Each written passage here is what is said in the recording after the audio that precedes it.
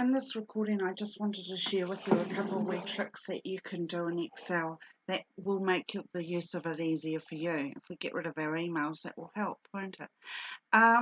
First of all, I've got this pre-made spreadsheet here. Sometimes we want to add a row to put a heading in. So we just select the row and right-click and insert an empty one like that. Simple. But what about, just going to undo that. What about if you wanted to select, to insert 4 rows?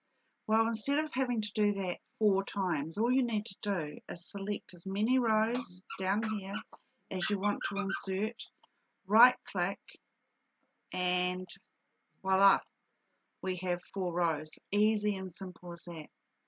Same thing with columns. If you want to insert one column, you just select one where you want to insert it.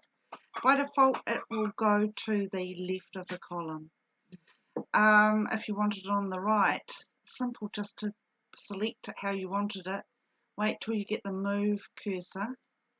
There we go, and it will move it back there. Okay. If we wanted 2 or 3 columns, we just do the same thing. Select, insert. Right to delete. We select the column up the top, and we just hit delete when we right click. Simple as that.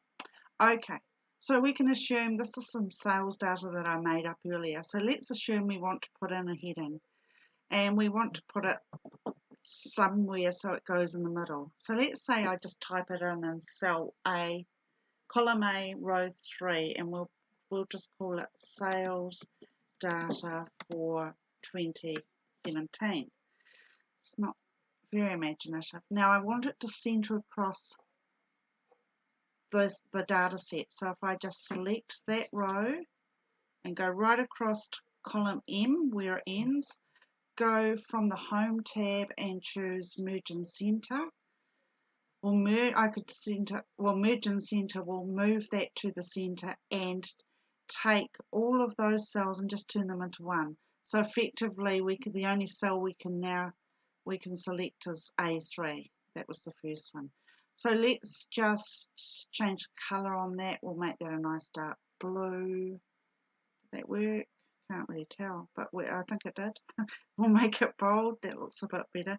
And then we can just increase the size and it does look slightly blue. Okay, just to finish off, I want to just add a quick total at the bottom here. So I'm going to call this total, or let's say month. Let's just change that to monthly total. Okay, you notice how the typing goes across from column A across to column B. That's because there's nothing in column B, and when there's nothing in column B, it will remain sitting out like that. But don't worry about it at the moment. What I want to do now is to add a total for January and February and March, and the easy way to do that for nice simple little ranges of data that have got no gaps in them and no missing rows is to use AutoSum. So that's also on the Home tab. It's that big E, which is a Greek symbol for sigma, and we just click on the drop down arrow there and we hit sum. Notice how it puts in the formula equals sum B6 to B9. That's exactly what we want. So we hit the tick or press enter, and it calculates the sum. It's hidden our monthly total label, but that's okay. So now to get it for each of the other months, instead of having to do that 12 times, we just grab the wee fill handle and we pull that across. Make sure you've got that wee black cross for your cursor, otherwise it won't work. And we get to December and we let it go. It's looking lovely except for February, March, June and December, where we've got a whole bunch of hashtags.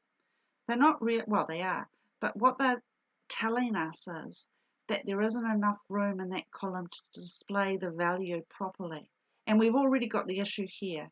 So we're going to fix that all at once. We're going to go up to this wee triangle at the intersection of the rows and the columns, and we're going to select that. Then I'm going to move my cursor along to any column. Doesn't matter, I'll go to A, the intersection of A and B because I'm there.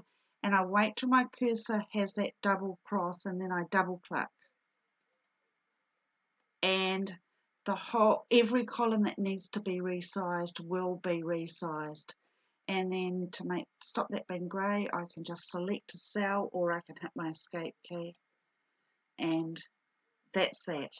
Right, that was nice and simple, and I'll give